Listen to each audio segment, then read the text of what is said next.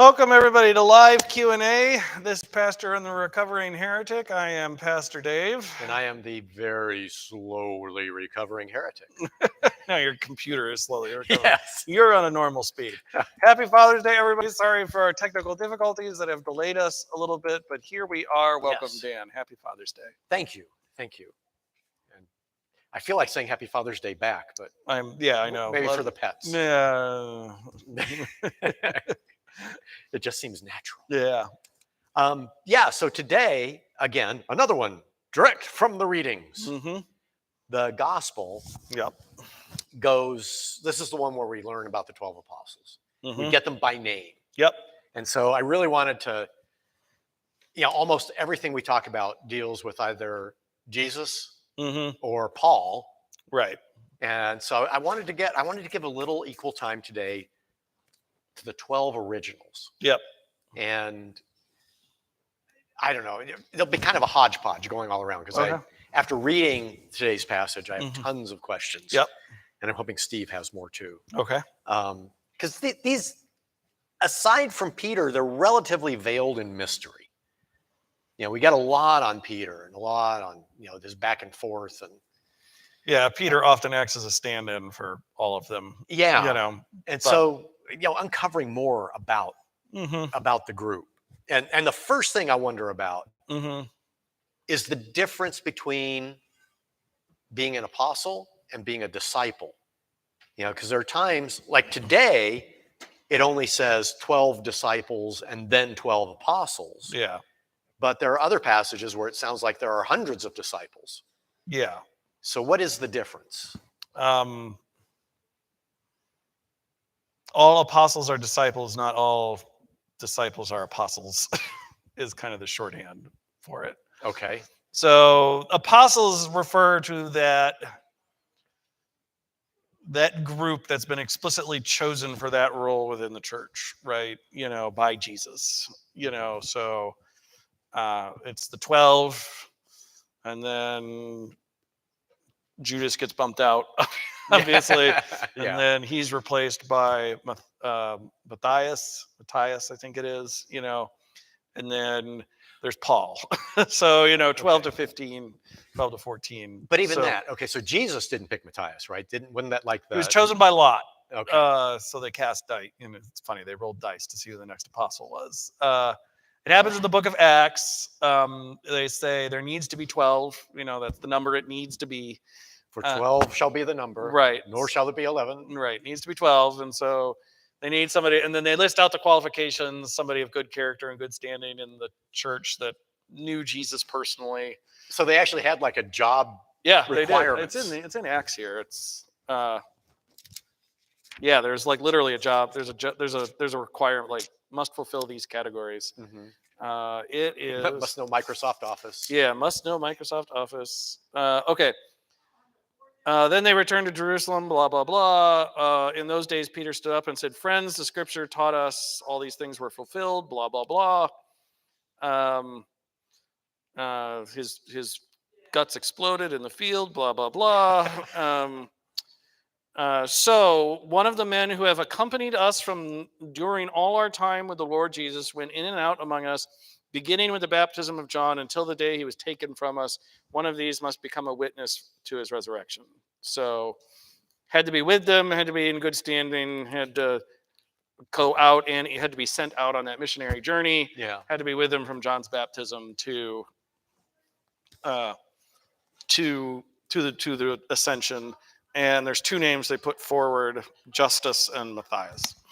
And Matthias ends up, the dice fall his way, literally. Yeah. And he is chosen. That is fascinating.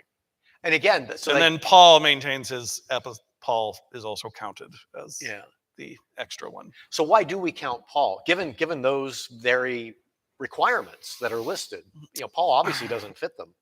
Because Jesus chose him directly, so he gets that. That's the Damascus Road experience, right? So that bestows on him, the apostle title, apostleship, right? He gets this direct vision from Jesus Christ. So even though that disrupts the holy number of 12, and I get 12, and there's nothing mystic here. This is just basically creating I don't know, metaphor or representation of the 12 tribes of Israel, right? Right. Yes. There's right. That's right. Yes. Is there anything that associates a particular apostle with a particular tribe? Like No, one I mean, represents Benjamin, one is. I'm sure you could find that somewhere, but no. Okay. I'm sure somebody's done that. Yeah. But back then, it just needed to be 12. Yeah, it was for the just 12. representation.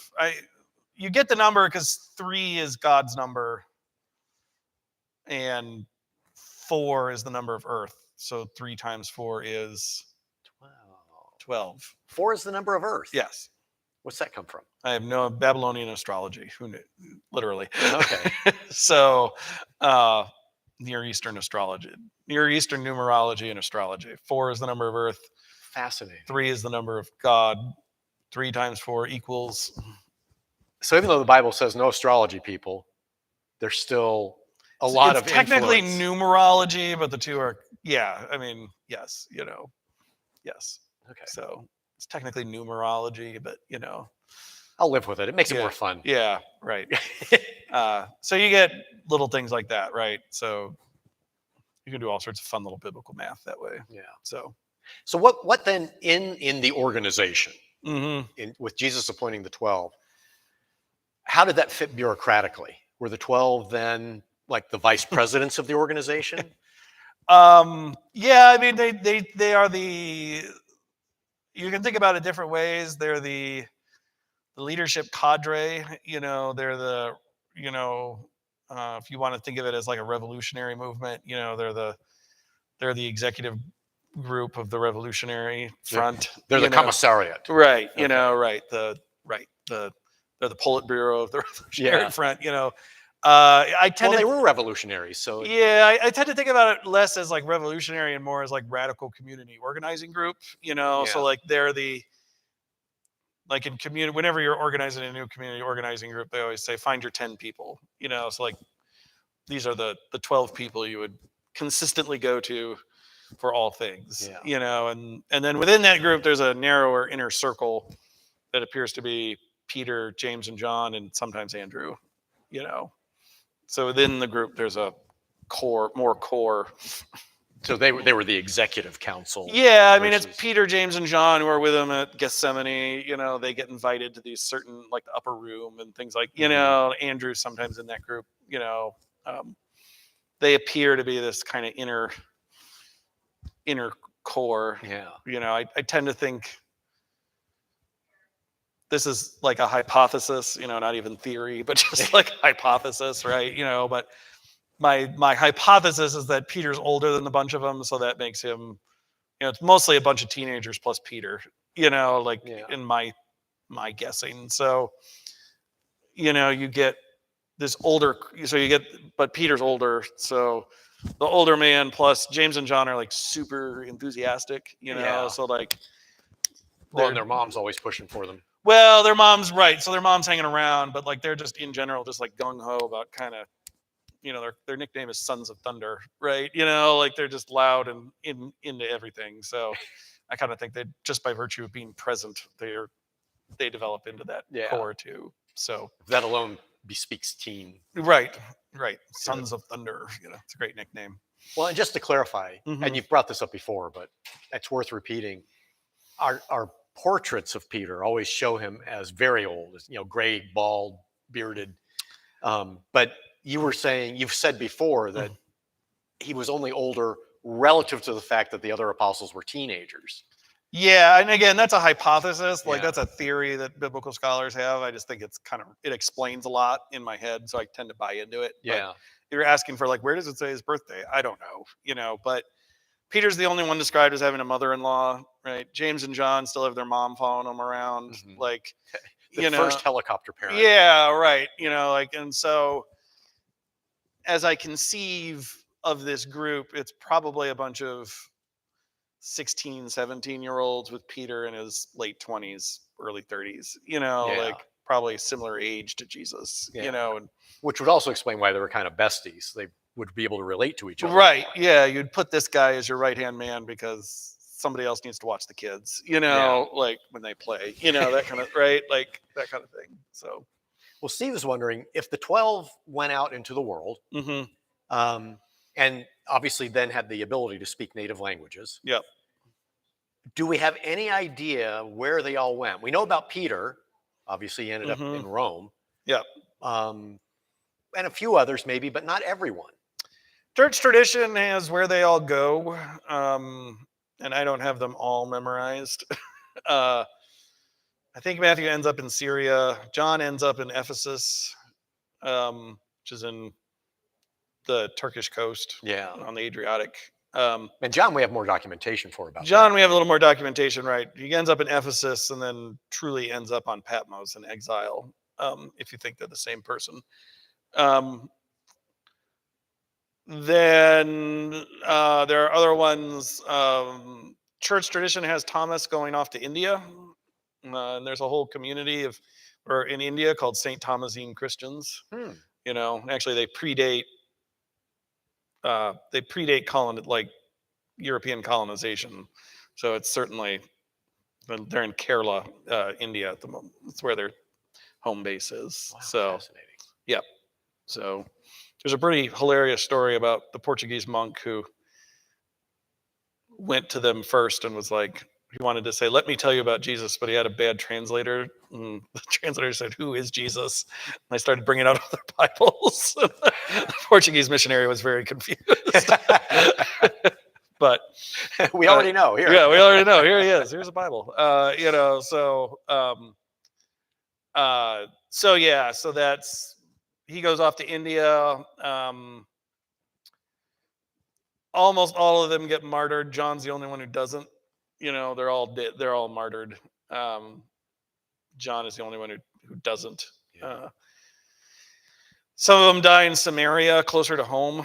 Some of them get caught up in the wave of persecutions that happen early, like in closer to home.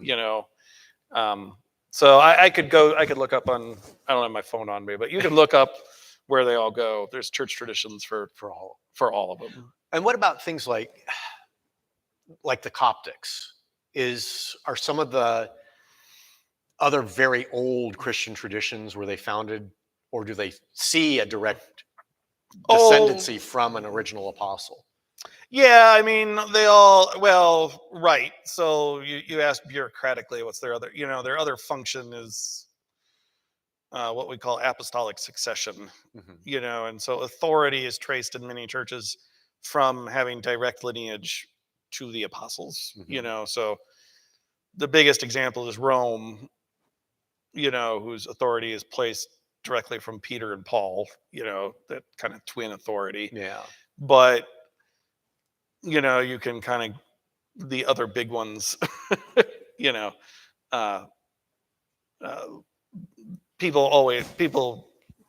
major bishoprics always trace their authority ultimately to one of the apostles. Okay. So, and that's a very Catholic, Anglican, Orthodox thing. Like Lutherans don't care so much about that, but technically we have it too, to make the Episcopalians happy. In our full communion agreement, we said that's fine. but it was more of like whatever you want. Yeah, we don't care about it, but you do, so it's fine. Is kind of how that agree. That's in our full communion agreement with the Episcopalians. So technically, every Lutheran bishop is ordained with an Episcopal bishop present, so that they're all in apostolic succession. Oh wow. Yep. But so that's their other kind of bureaucratic function, is tracing that authority back to them ultimately. Was that concept of succession and authority around when this Matthew's gospel was written? Because maybe why is it so important for Matthew to list the name? The office itself is clearly important. I'm not sure it's like the formalized doctrine of apostolic succession that like we have today, but the office is important, right? Like the book of Acts describes it as having authority. Paul spends a lot of time maintaining his apostolic authority. The office comes with authority, right, to lead the church. Yeah. So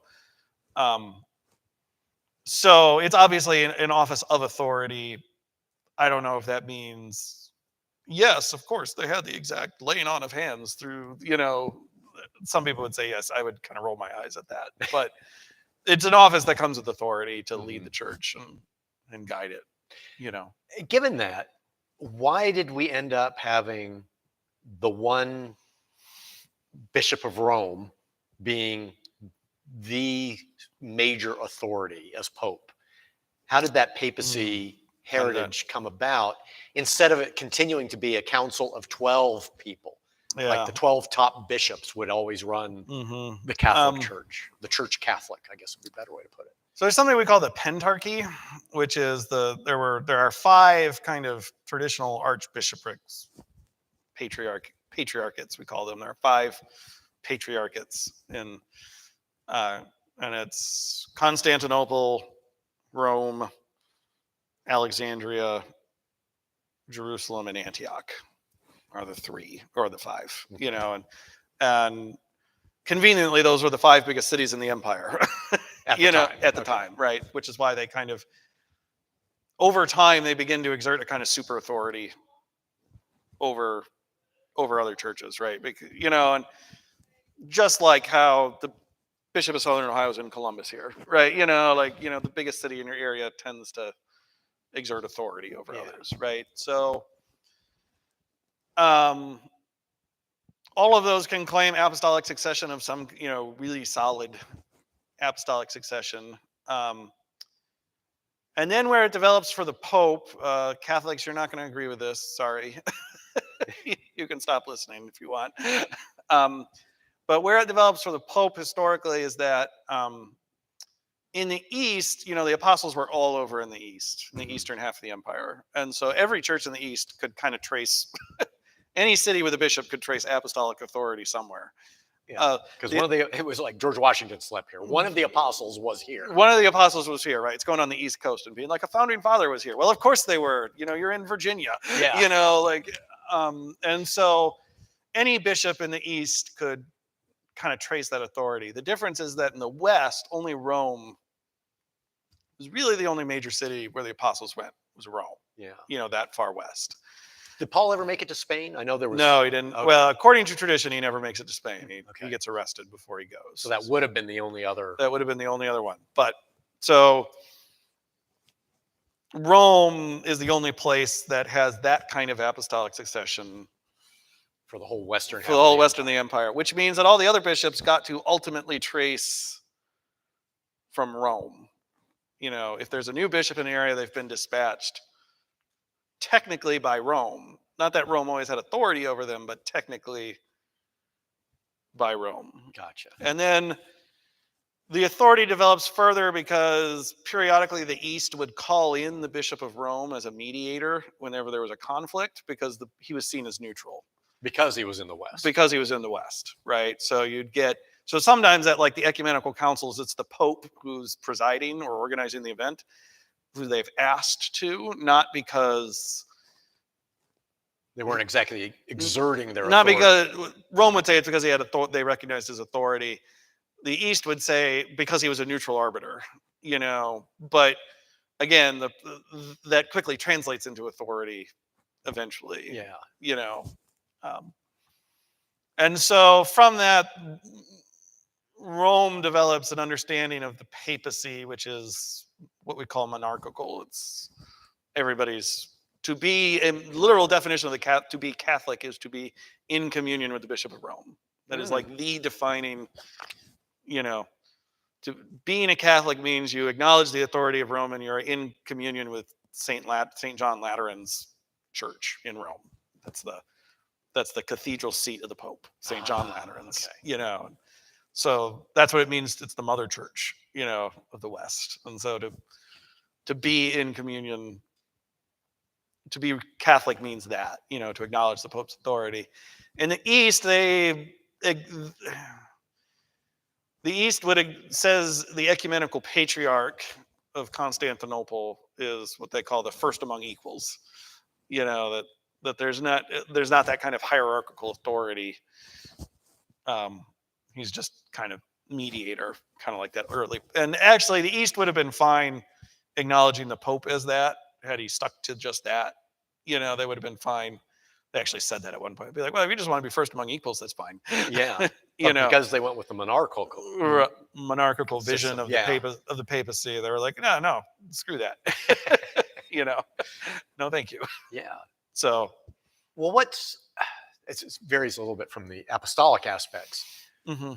Why is it such a big deal now that Francis is trying to forge a more synodal church structure? I mean, weren't synods around beforehand? So synod is a funny word. For us, synod is either the name of like a whole church is a synod, or it's a division in our church. It's a local division. Mm-hmm. It's a regional division, basically. The word means gather. It's a gathering. Like that's actually its original. So there are great big ecumenical councils, Mm-hmm. and then there would be what are called local synods. So there's the Synod of Toledo. That inserted he proceeds from the Father and the Son line, was at the Synod of Toledo, okay, and so local synods would be of not the whole church, but local gatherings of church leaders for various purposes. So is Francis controversial because he's trying to let local authorities? Yeah, he's trying to decentralize Rome. Yeah, he's trying to decentralize Rome and divest Rome of some of its authority into local synods, have authority to make some of these decisions. That seems like a good thing. Why is there so much controversy around it? Why are so many people objecting? Well, on the one side, it produces effects like the American Catholic Church, the U.S. Conference of Catholic Bishops, is far more conservative, but the German Synod is all gung-ho to do gay marriages. Like it produces this, like, if one of the defining marks of the Catholic Church is uniformity, it shatters that uniformity, right? And it produces, people who are against it would say it produces confusion. What actually is the Catholic Church for? And the other criticism is like, and this is the problem whenever monarchs try and divest their power. Francis seems to be fine with it until he isn't. He's willing to use that monarchical power if he's pushed. And he does, and then people will go, well, what? But the Senate decided this, and I'll go, no, and so the example of that would be the Catholic Mass. Francis has kind of resolved to stamp out the old Latin Mass, basically, just grind it into the dust, and he is, so you can't celebrate an old Latin Mass in a Catholic church without direct permission from the pontiff himself anymore. Wow. Like that kind of thing. And the critics would say, but in the synodical church, why can't the U.S. Conference of Catholic Bishops decide to authorize this thing? Yeah, like every high mass will be Latin or something. Right, or just a church can have the option to, or an individual bishop can. If we're doing this synodical thing, why don't we let an individual bishop decide he wants to let this thing happen in his diocese? And that's not what's happening, and so it's the problem all kind of monarchs face is, they want to decentralize their authority until they don't, until they perceive something that's really wrong. And so is it in the end always going to be only half half divested? Wow. And we've kind of run out of time, which is, because I have more questions about the apostles. Let me end with one thing. He gives them the gift of being able to basically be his proxy, Jesus, in that they can perform miracles. They can raise people from the dead, cure all illness.